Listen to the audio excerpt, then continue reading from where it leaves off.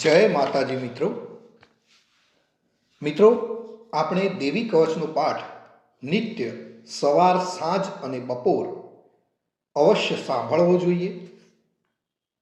તો આપણે દેવી કવચનો પાઠ કરતા પહેલા કોમેન્ટની અંદર તમારા જે પણ કુળદેવી હોય એ કુળદેવીનું નામ અચૂક લખજો અને આ દેવીનું જે કવચ છે એ આપનું રક્ષા કરે એના માટે આ વિડીયોને 7 લોકો સાથે જરૂરથી શેર કરજો અને વિડીયોને અંત સુધી તમે નિહાળજો.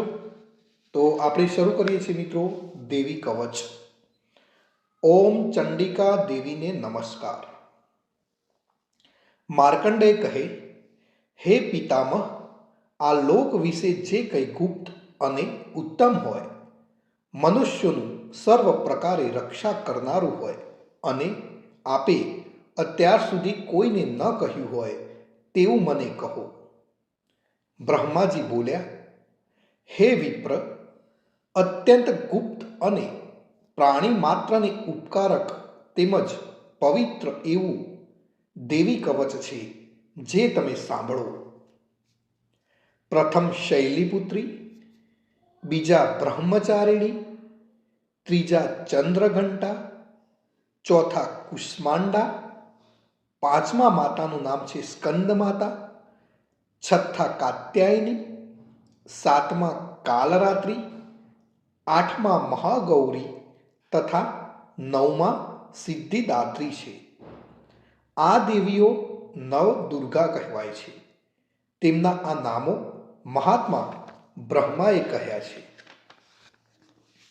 જે માનવી અગ્નિથી બળતો હોય, રણ સંગ્રામમાં શત્રુથી ઘેરાયેલો હોય અને કઠિન અને વિકટ સ્થિતિમાં મુકાયેલો હોય, તે આ કવચ પાઠ કરીને નવદુર્ગાને શરણે જાય તો તેનું કશું અમંગળ ન થતાં બધી આપત્તિમાંથી મુક્ત થાય છે.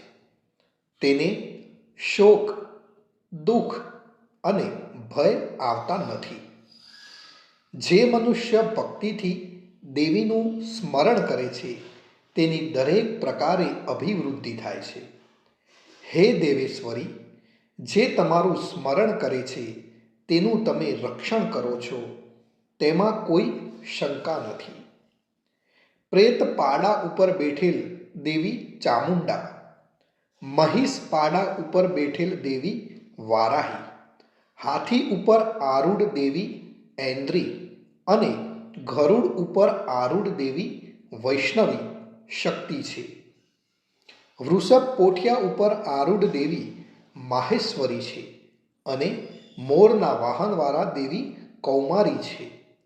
હસ્તમાં કમળને ધારણ કરનાર એવા હરિને પ્રિય દેવી લક્ષ્મી કમળના આસન ઉપર બેઠેલ છે. શ્વેત રૂપ ધારણ કરનાર એવા વૃષભના વાહનવાળા દેવી ઈશ્વરી છે. સર્વ આભૂષણોથી સુશોભિત દેવી બ્રહ્માણી હંસ ઉપર બેઠેલ છે. આ બધી નવશક્તિઓ યોગ શક્તિવાળી અનેક પ્રકારના અલંકારોથી તેમજ રત્નોથી શોભી રહી છે. આ સર્વ શક્તિઓ ક્રોધિત થઈ રથમાં બેઠેલ છે. એ શક્તિઓએ શંખ, ચક્ર, ગદા, શક્તિ, હળ, મૂસળ, બાલો, ફરસી, પાસ, બરછી, ત્રિશૂળ, ધનુષ્યમાન આદિ આયુધો ધારણ કરેલ છે. તેઓ દૈત્યોના વિનાશ માટે અને ભક્તોને અભય કરવા માટે તેમજ દેવોનું કલ્યાણ કરવા માટે આમ કરેલ છે. હે દેવી મહારૌદ્રા, હે મહાઘોર પરાક્રમવાળા, હે મહાન બળવાળા, મહા ઉત્સાહવાળા અને મોટા ભયનો નાશ કરનારા એવા આપને હું પ્રણામ કરું છું. મુશ્કેલીથી જોઈ શકાય તેવા અને શત્રુઓનો ભય વધારનારા દેવી, મારું રક્ષણ કરો. પૂર્વમાં ઐન્દ્રી દેવી અને અગ્નિકોણમાં આજ્ઞેય દેવી, મારું રક્ષણ કરો. દક્ષિણ દિશામાં વારાહી દેવી, નૈઋત્ય કોણમાં ખડગધારિણી દેવી, પશ્ચિમ દિશામાં વારુણી દેવી અને વાયવ્ય કોણમાં મૃગવાહિની દેવી મારું રક્ષણ કરો. ઉત્તર દિશામાં કૌમારી દેવી, ઈશાન કોણમાં ત્રિશૂળધારિણી દેવી, ઉપર આકાશદી ભાગમાં બ્રહ્માણી દેવી અને નીચેના ભાગે વૈષ્ણવી દેવી મારું રક્ષણ કરો. આ રીતે પ્રેતના વાહનવાળા ચામુંડા દસે દિશાઓમાં તેમજ મારી આગળની બાજુએ જયાદેવી અને પાછળની બાજુએ વિજયાદેવી મારું રક્ષણ કરો. મારી ડાબી બાજુએ અજિતા દેવી, મારી જમણી બાજુએ અપરાજિતા દેવી, મારી શિખાનું ઉદ્યોતિ દેવી અને મારા મસ્તક પર રહી ઉમાદેવી મારું રક્ષણ કરો.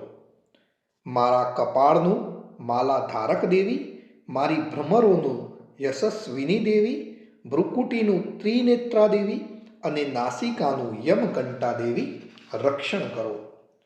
મારા બે નેત્રોનું શંખિની દેવી, મારા બે કાનોનું દ્વારવાસીની દેવી, બે ઘાલોનું કાલિકા દેવી અને કાનના મૂળનું સાંકરી દેવી રક્ષણ કરો. મારી નાસિકાના મધ્ય ભાગનું સુગંધા દેવી, ઉપરના હોઠનું ચર્ચિકા દેવી, નીચલા હોઠનું અમૃતકલા દેવી અને જીભનું સરસ્વતી દેવી રક્ષણ કરો. મારા દાંતોનું કૌમારી દેવી, કંઠ પ્રદેશનું ચંડિકા દેવી, દાઢીના નીચેના ભાગનું ચિત્રઘંટા દેવી ને તાળવાનું મહામાયા દેવી રક્ષણ કરો.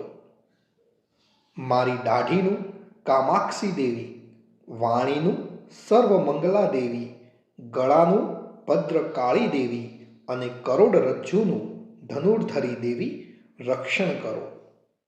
મારા કંઠના બહારના ભાગનું નીલગ્રીવા દેવી, અન્નનળીનું નલકબૂરી દેવી, બે ખભાઓનું ખડગધારિણી દેવી અને બે બાહુઓનું વ્રજધારિણી દેવી રક્ષણ કરો.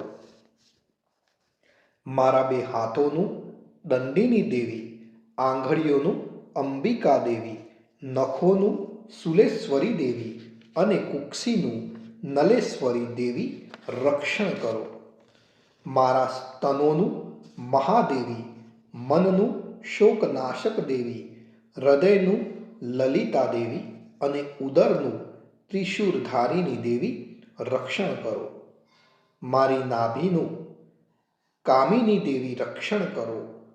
ગૃહભાગનું ગૃહેશ્વરી દેવી રક્ષણ કરો. લિંગનું પૂતના કામિકા દેવી રક્ષણ કરો અને ગુદાનું મહિષવાહિની દેવી રક્ષણ કરો. મારી કેડનું ભગવતી દેવી રક્ષણ કરો. બંને ઘૂંટણોનું વિંધ્યવાસિની દેવી રક્ષણ કરો. બંને જાંઘોનું સર્વ મનોરથ પૂર્ણ કરનાર મહાબળવાન દેવી રક્ષણ કરો. મારી પગની ઘૂંટીઓનું નારસિંહી દેવી રક્ષણ કરો. પગના પાછળના ભાગનું તૈજસી દેવી રક્ષણ કરો. પગની આંગળીઓનું શ્રીદેવી રક્ષણ કરો અને પગના તળિયાનું તલવાસીની દેવી રક્ષણ કરો. મારા નખનું દ્રષ્ટા કરાલી દેવી, કેસનું ઊંચા લાંબા કેસવાળા દેવી, રૂવાટાના છિદ્રોનું કૌબેરી દેવી અને ચરબીનું વાઘેશ્વરી દેવી રક્ષણ કરો. મારા લોહી, મજ્જા, ચરબી, માંસ, હાડકાનું પાર્વતી દેવી રક્ષણ કરો. મારા આંતરડાનું કાલરાત્રિ દેવી અને પિત્તનું મુક્તેશ્વરી દેવી રક્ષણ કરો. મારા હૃદય કમળનું પદ્માવતી દેવી રક્ષણ કરો. કફનું ચૂડામણી દેવી, નખોના તેજનું જ્વાલામુખી દેવી અને સર્વ સાંધાઓનું અભેદા દેવી રક્ષણ કરો. મારા વીર્યનું બ્રહ્માણી દેવી, છાયાનું છત્રેશ્વરી દેવી અને અહંકાર, મન, બુદ્ધિનું ધર્મચારિણી દેવી રક્ષણ કરો. મારા પ્રાણ, અપાન, વ્યાન, સમાન, ઉદાન એ પ્રાણોનું વ્રજ હસ્તા દેવી રક્ષણ કરો અને પ્રાણનું કલ્યાણ શોભના દેવી રક્ષણ કરો. મારા રૂપ, રસ, ગંધ, શબ્દ અને સ્પર્શનું યોગીની દેવી રક્ષણ કરો અને સત્વ, રજ, તમ ગુણોનું નારાયણી દેવી નિરંતર રક્ષણ કરો. મારા આયુષ્યનું વારાહી દેવી રક્ષણ કરો, ધર્મનું વૈષ્ણવી દેવી રક્ષણ કરો અને યશ, કીર્તિ, લક્ષ્મી, વિદ્યાનું ચક્રીની દેવી રક્ષણ કરો. મારા ગોત્રનું ઇન્દ્રાણી દેવી રક્ષણ કરો. મારા પશુઓનું ચંડિકા દેવી રક્ષણ કરો. મારા પુત્રોનું મહાલક્ષ્મી દેવી રક્ષણ કરો અને મારી પત્નીનું ભૈરવી દેવી રક્ષણ કરો. મારા પથનું સુપથા દેવી, માર્ગનું ક્ષેમકરી દેવી, રાજદ્વારમાં મહાલક્ષ્મી દેવી અને યુદ્ધમાં જયવર્ધિની દેવી રક્ષણ કરો. જે સ્થાન વિશે કવચમાં કહેવામાં આવ્યું ન હોય તેમજ રક્ષા વગરના તે સ્થાનમાં પાપનાશીની જયંતી દેવી મારું રક્ષણ કરો.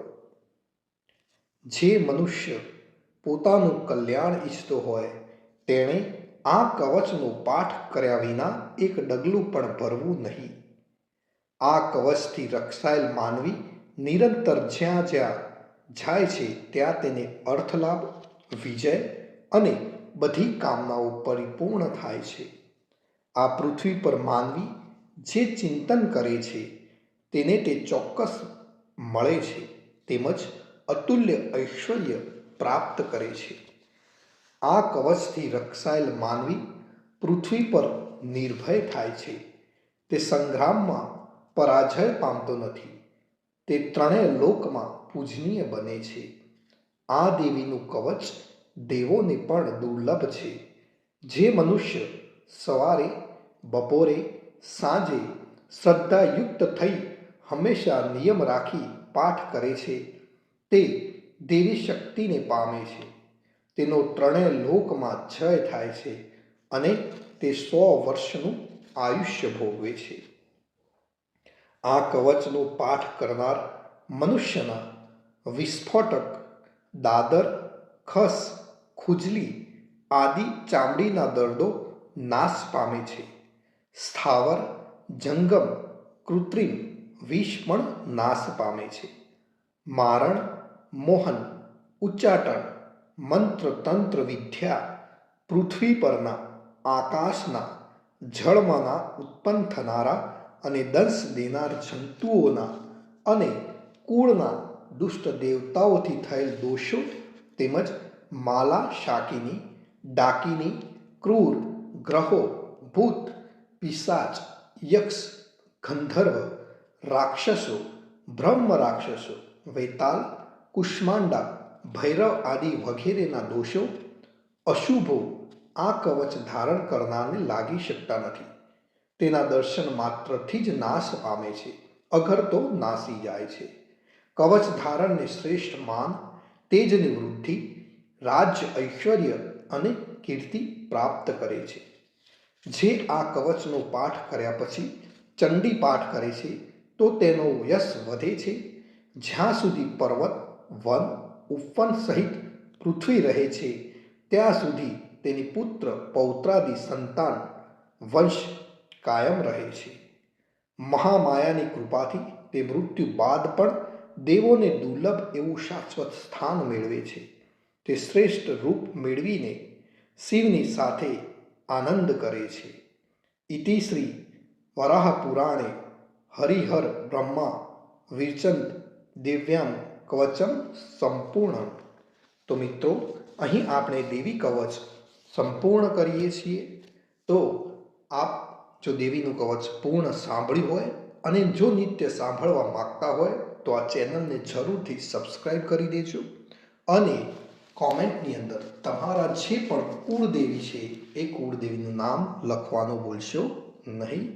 જય માતાજી મિત્રો, જય માતાજી.